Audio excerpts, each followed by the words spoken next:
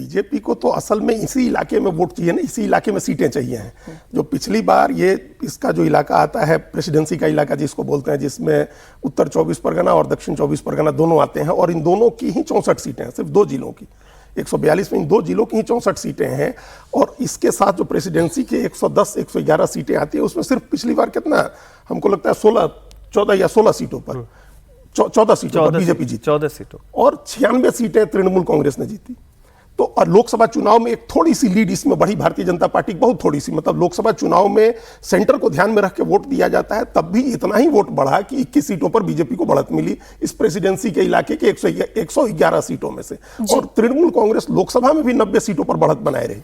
तो अगर भारतीय जनता पार्टी ये कह रही है, वो भले दावा कर रही है कि हम 152 में 100 जीत गए हैं, इसके बावजूद अगर बहुमत के लिए पहुंचना है, आपको 148 का आंकड़ा पहुंचना है, तो ये जो दोनों जिले हैं, ये दोनों जो उत्तर 24 परगना और दक्षिण 24 परगना, इस इलाके की 64 सीटों में तो आपको डेंट करना होगा, यहां तो आपको सीटें जीतनी होंगी।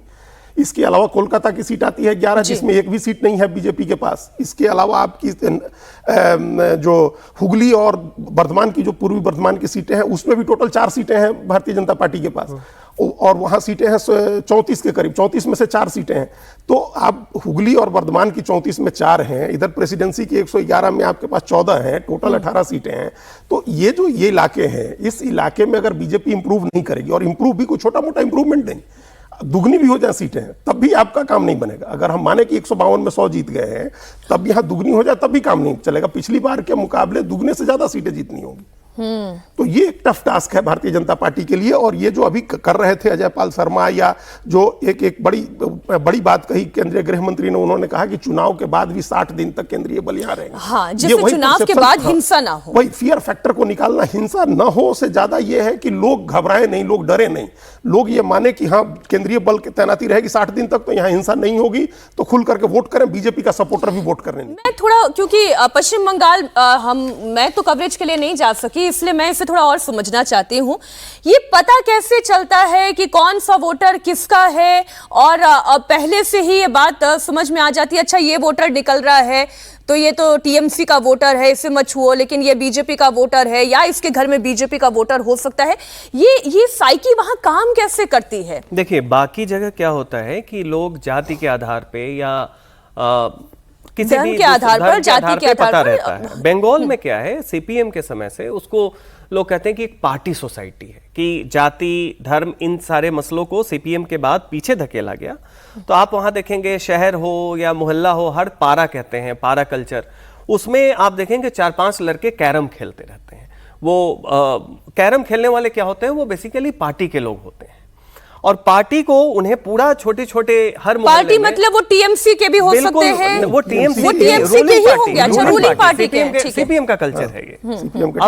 अब उन्हें क्या होता है, अब छोटे छोटे 10 घर 20 घर हैं एक मोहल्ले में, तो किसे नहीं पता होगा कौन कहां जा रहा है, किससे मिल रहा है।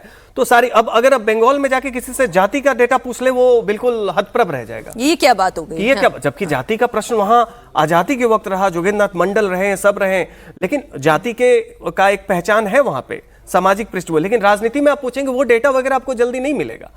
लेकिन जैसे ही आप पूछेंगे कि कौन किस पार्टी से जुड़ा हुआ है, तो वहां पे बोलेंगे वो बीजेपी करता है, वो सीपीएम करता है, वो टीएमसी करता है। वहां पे आई डू पार्टी होता है, I am in the party नहीं, आई डू पार्टी। तो आई डू पार्टी एक बंगाली यूनिक वो एक लैंग्वेज है कि हम पार्टी करते हैं, what you do, I do party, उसका बंगाल। तो उसमें पार्टी को सारा का सारा, तो वो एक सर्वेलेंस सोसाइटी है पार्टी के नजरिए से। हाँ, रूलिंग पार्टी को पूरा ये रिपोर्ट है।